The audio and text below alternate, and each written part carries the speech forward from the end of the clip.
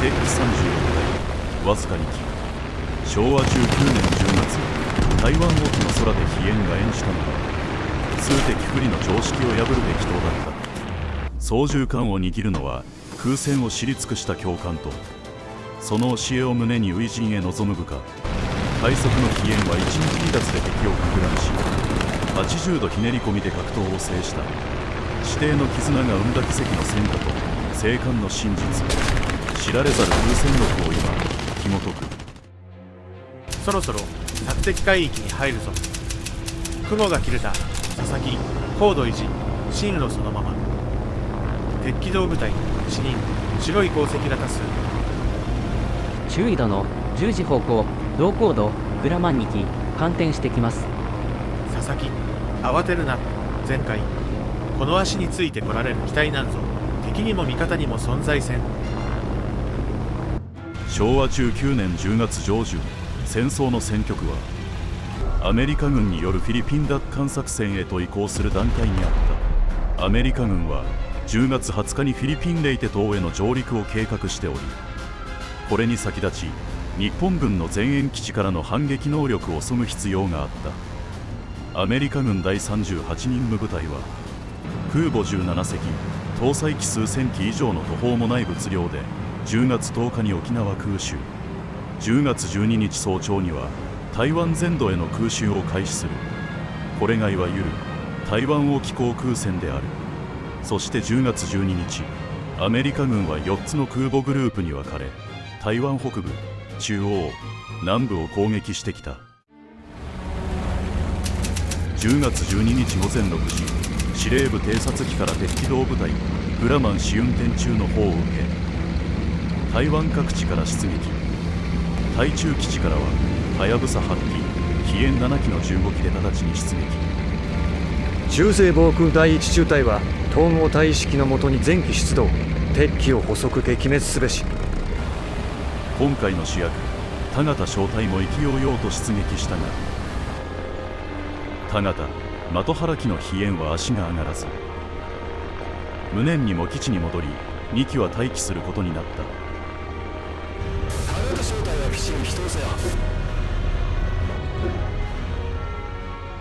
小型機40機北進中。2番機の調子はどうだ。レーダーが敵機の到来を捉えていた。こうなったら2機でやってやりましょうか。若い的原軍曹はもうおにぎり5個目だ。田中淳尉殿、司令部へ。田形淳尉は両機1機を指揮し、平東上空を北進中の小型機40機を迎撃、これを撃滅すべし。田形淳尉は両機1機を指揮して来襲中の敵機40機を迎撃、これを撃滅します。頼むぞ、自重して戦え。的原、命令が出たぞ。俺と一緒に死ぬか。はい、死にます。田形淳尉、1枚取るぞ。この時の1枚が10日後の大阪毎日新聞朝刊に掲載されることになる。的原、俺から絶対に離れるなよ。戦略は敵を分断し混乱させる。戦法は格闘戦と高速度戦法を取る。訓練通りだぞ。的原、良いか。はい、わかりました。奥さんや子供に遺言ありますか。この後に及んではな。初陣なのに明るく元気なやつだ。私はこの愛する部下を絶対守ってみせる。簡単に飛燕について説明しておこう。正式名称は3式戦闘機。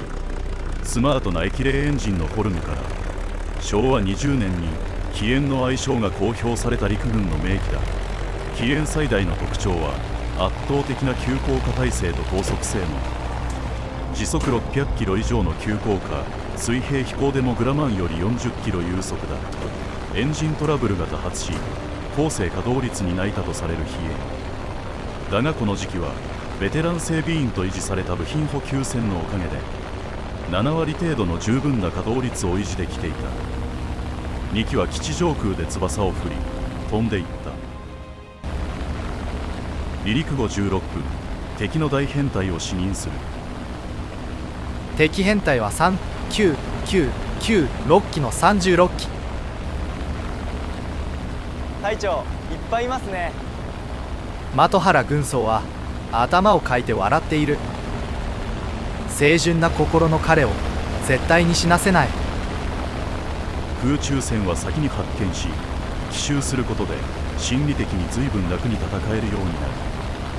まずは索敵で勝利。9時41分攻撃開始。20分にわたる2対36の激闘の幕が切って落とされた。急降下で敵編隊の最後を襲う。降下スピードは時速640キロ。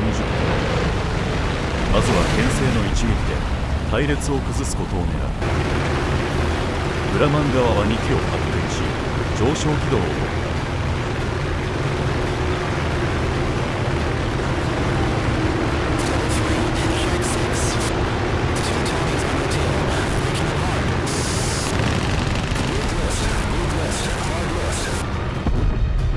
この時的原軍曹が上昇中のグラマンを捉え、上昇中の鉄機は速度が落ち、撃墜第1号田中機が2人と背後をカバーする。すぐさま上昇に入り態勢を立て直す。一撃離脱は米軍機のお株を奪うような戦法だ。だが田中氏や武藤氏といったベテランの中には当たり前のように一撃離脱を得意とする者がいた。態勢を立て直し高度優位からの第二撃目。突進時はどの編隊を狙っているかわからない幻惑砲を取る。飛燕はグラマンより時速40キロ速い。速度差を十分に活用する。田中機の20ミリ機関砲が命中。撃墜2機目となった。鉄機が猛烈に撃ってくるが100メートル以上距離があるため当たらない。態勢を立て直し高度優位からの第3撃目。2機は高度優位からの一撃離脱を繰り返し優位な戦いを展開。田形順位の作戦勝ちだが的原軍曹のよくついている。反転上昇していたグラマンの背後を捉えこれを撃墜。グラマン飛燕グラマン飛燕の追撃戦。田形機が両機をカバー射撃。ペアの息は切り替えた。高度を回復するため飛燕の速度を生かして一旦離脱し体勢回復を図る。グラマンの編隊は3機1体に変え3回上昇。必ず高度優位を得る隊を作り2機を3次元で包囲殲滅するのが狙いだ。そこで定位に残ったグラマン9機との旋回戦を行い離脱方針だったが的原軍曹が鉄機を追不可を言いしさらに定位に降りてしまった。これはいかん。編隊軍戦闘において深追いは厳禁だ。グラマンを撃破したもののここから苦戦の展開に変わる。高度優位を得たグラマン編隊から猛烈な射撃を受けることとなった。前後左右からの攻撃を回避し続けるうちに次第に高度は下がり戦いは終盤戦へと進む。絶体絶命の戦いに追い込まれている。速度を稼ぐために急降下高度 100m 付近まで降下してしまった。回避を続け洋上 50m まで来ていた。的原俺がやられたら水平飛行で離脱しろ。いいな。的原軍曹は手を高く上げて左右に振った。最後まで一緒に戦うの意思表示だ。バカバカバカ生き残るんだ。61なら離脱できる。洋上では敵優位だ。再び陸方面に切り返し基地を目指す。数分間グラマンからの執拗な連続集中攻撃にさらされた。だが鉄機は600キロ近くの高速ゆえの衝突や誤射の危険があるため徹底した射撃ができずにいた。重い操縦桿を引き続けさすがに疲労はピークに達していた。一機のグラマンが田形機の後方 100m に迫った。畜生ケツに食いついたな。今だ。田形順位低いのか。角度80度で急上昇し、360度回らず90度付近で反転、敵機を前に押し出す。目標を見失ったグラマンがひらひら前に飛び出してきた。これを撃墜。当時の教官レベルの搭乗員はこの手の隠し技を習得していたそうだ。必要なグラマンの追跡を回避し続けたが、ついに火が。幸い空のタンクの残燃料に火がついただけで鎮火した。だがもう限界だ。的原は離脱しているな。61なら逃げ切れる。機体の限界を迎えた田形機は不時着を図る。畜生、ついに俺を撃ち落としやがったか。